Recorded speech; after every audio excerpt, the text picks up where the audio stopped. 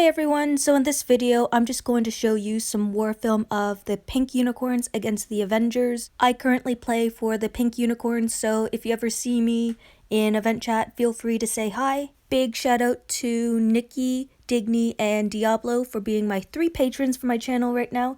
You guys are awesome and thank you so much for your continued support, everyone. Don't forget to like and subscribe to my channel for more content and information.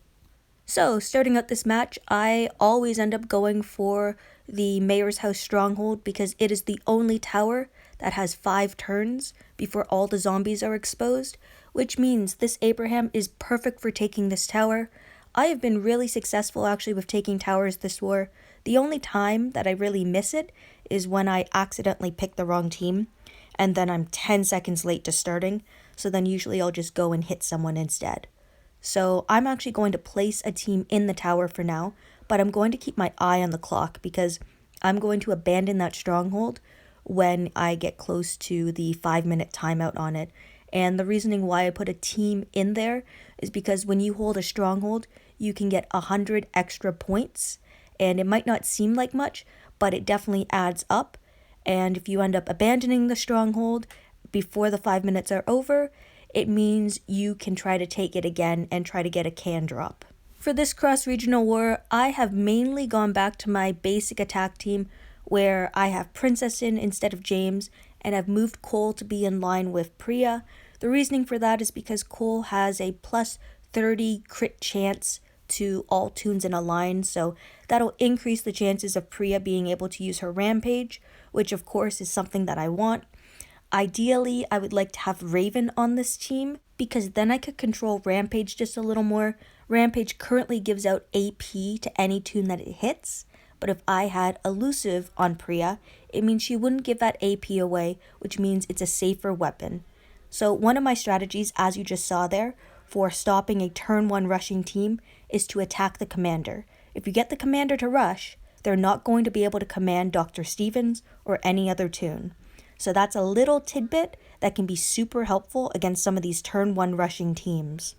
A little food for thought as well. When you're up against a Mercer team, sometimes the best option for you is to do nothing on the first turn, because Mercer gives a huge bonus to AP when being attacked. So if you do attack someone who's a green or a blue tune, you're likely giving them a lot more AP than you initially thought you were.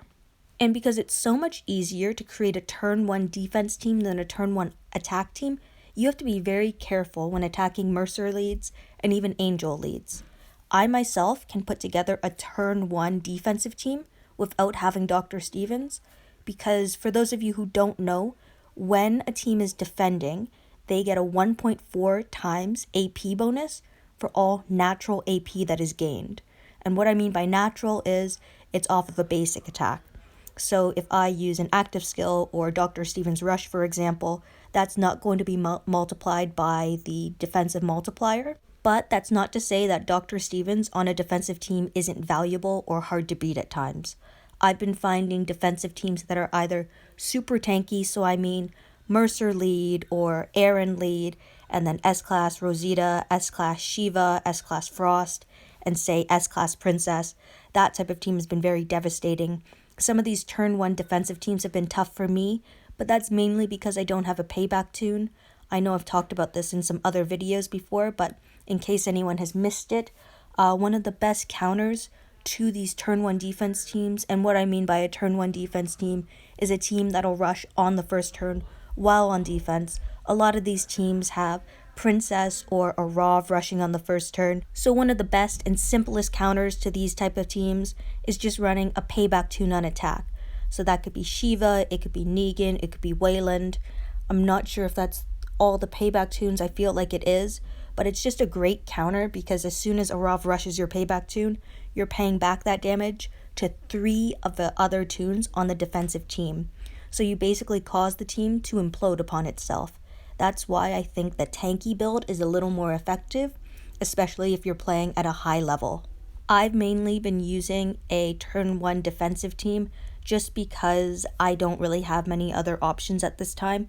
I would love to have an S-Class Frost or an S-Class Rosita, but at this time, I am a bit behind.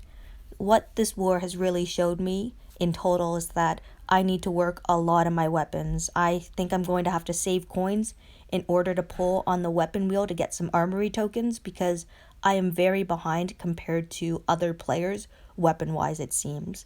Although I have a couple very good crafts, I definitely need to upgrade some weapons to become 5-star weapons in order to improve upon them, and some of my crafts lately have just been irritating.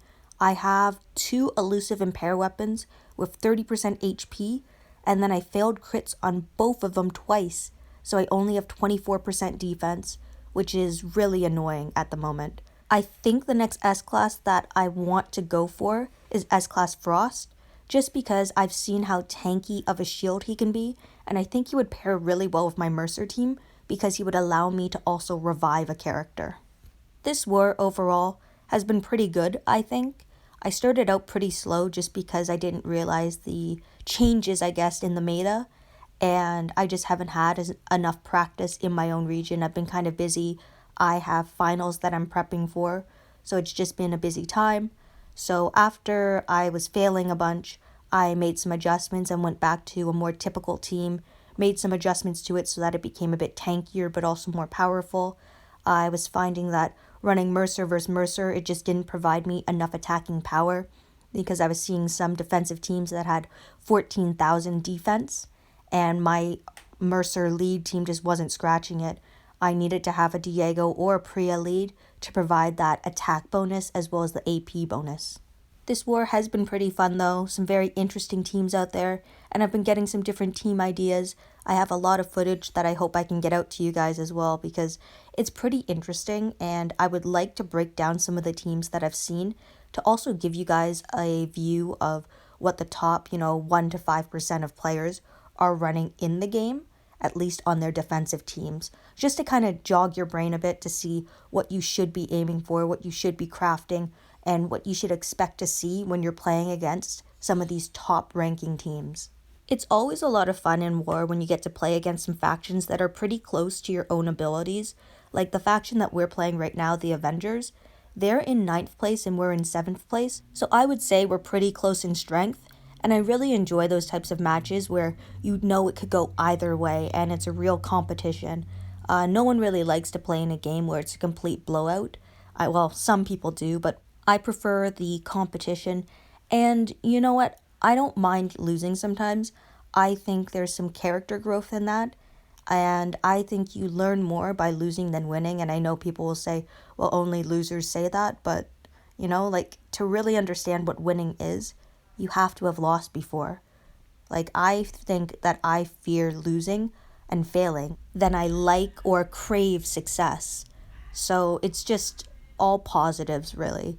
Sure, I can get frustrated as any person does, but overall, I am very happy with what I've been able to do as a free-to-play player. And I like going up against, these teams where I can see people have put money and time into them. And it's my personal enjoyment being able to compete and beat some of these teams. Not all of them. There are some teams, and I'm very aware when I am outclassed, and I'm okay admitting when I'm outclassed. But I find it to be a real privilege to play with the players that I'm playing with, as well as play against the people that I play against.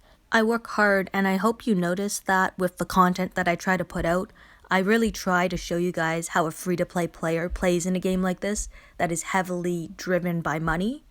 As a free-to-play player, it's hard to put up war points sometimes, but I've been trying recently to try and average about 400,000 war points a cross-regional war, and it's a tough time because there are really good teams out there, and then there's also issues with war cans. I am very close to my goal of 400,000 points, and it's moments like these that I really wish Scopely had larger milestones for war, because there's lots of players like myself who like going beyond the 150,000 points, and it would be nice to be continually rewarded for that, or at least until 200,000 or 250,000 points.